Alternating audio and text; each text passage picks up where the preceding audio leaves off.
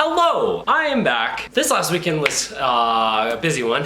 I was sick, my son was sick, in-laws were in town, I had 2 exams. It's fun to be a college student and a parent at the same time. So what I'm gonna do to save the most time, be the most efficient, is I'm gonna wrap up the last 4 games all in this one short video. Starting with game 10, which was against the Ottawa Senators. Did anything else big happen that day? Let's go! Yeah! Bro! We did it! We're on a freaking power play! Why are we not shooting? Yes! Let's go! I can't even grammar properly right now. How frustrated I am. The Golden Knights come into Ottawa, and in the first period, absolutely nothing happens. But I mean, I guess that could be a good thing for the way that we've been playing with so many injuries, because that means Ottawa didn't do anything. Leonard performing on his head for us. Oh, wait, I forgot. And we get to the second period, and we're dying for offense, like seriously, and without Stone and Pacioretty and Eichel now, and Tuck, without a lot of our huge major pieces of offense, we're needing the misfit, anyone to step up.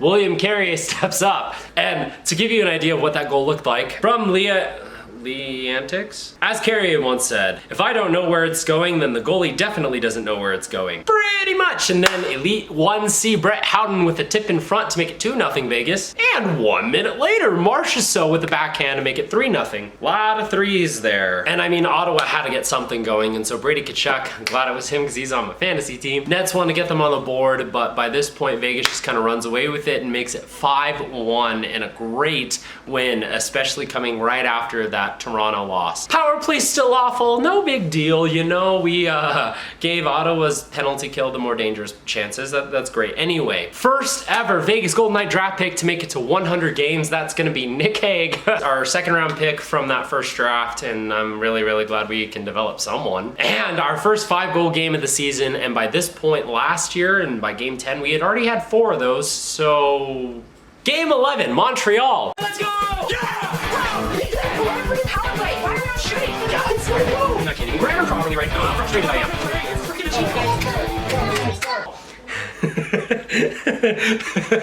The Golden Knights win 5-2 against the Montreal Canadiens, but we only played 2 periods. How do you let the struggling Montreal Canadiens hold you to 1 shot in a single period? We won this game. We won this game. Do you want to know how we won this game? For the first time in this season, the Golden Knights, game 11, scored their first power play goal. You know what's better than 1? 2! We scored 2 in 1 game! In the same game that we had 20-1 shots in the first period, so whatever motivational stuff they said in that first intermission, please feed that to me. I need that right now. The only 2 goals from Montreal came within about a minute and a half of each other in that first period, and then Vegas woke up, dominated the rest of this game. It wasn't pretty, but we end up winning 5-2. I've asked for this for months, but the game-winning goal against Montreal was a power play goal from Dylan Coghlan. Hey, you're first one outside of that hat trick game. 2 empty netters, so it was really only 3-2, but like, hey, we need all the offensive stats that we can get at this point. And Leonard got an assist on that last empty netter from McNabb, so cool. Goalie has to pitch in for offense for us to get going, you know. And then the very next day, game 12 against Detroit. Back to back, you know, we're not gonna be doing the hottest going into this. Golden Knights lose game 12 against the Detroit Red Wings 5-2.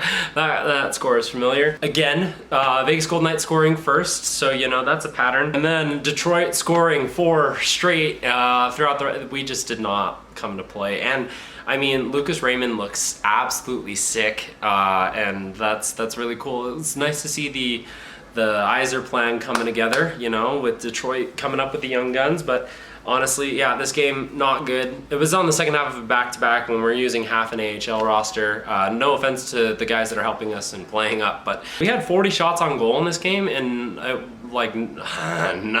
Grice played great, but it wasn't like, hey, look, dangerous shots. It was like, hey, look, that was a shot, and our power play went straight back to poo-poo. So, and now game 13 against the Seattle Kraken. Back in the Fortress. Had an exam review, didn't really watch the first period. Let's watch that first goal together. Was it a power play goal?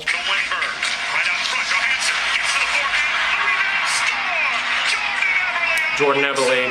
Power play goal for the Kraken. Hey, we are only 31st in the league in the power play percentage.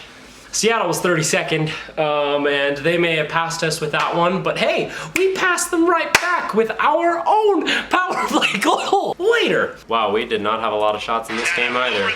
Yo, McNabb, what a hit on Tanev. What a snipe from Petro.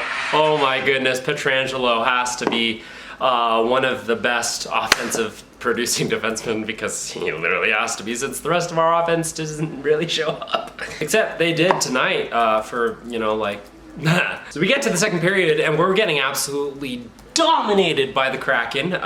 Paul Cotter making his NHL debut. Yay, he liked one of my tweets once. I'm not trying to some of the rookies are outplaying some of the more veteran people that we have in our roster that are playing, and I would definitely prefer to see them, Ronberg and Cotter, over a couple of other players. Robin freaking Leonard, oh my goodness, you were robbing people left and right, and honestly, so good. And then we go to the end of the second, and Yanni Gord, who had been injured earlier in the period, is able to get one past Leonard and makes it 2-1 Seattle. And so we're gonna go into the third, and then we're gonna, what? Dadonov? What? Harpooned home by Dadonov to backhand, get that in. It was a shot from the point again, but hey, we're able to get a rebound goal in. Who knew that the Vegas Golden Knights could do such a thing? I didn't, that's for sure. And that was 16 seconds after Gord's goal and right before the second intermission. And so that's great to be able to, you know, stomp on Seattle's momentum, create some of our own. And, you know, it's the end of the period, so it's not really going to carry over. Except it does, because Shane freaking Theodore's back from this one goal, from the point, blast it, and it goes bar and down and in, and it's such a beautiful goal. And hopefully, this can get Theodore going, because he's been struggling so far at the beginning of the season to produce really anything, and so really glad to see that finally come through.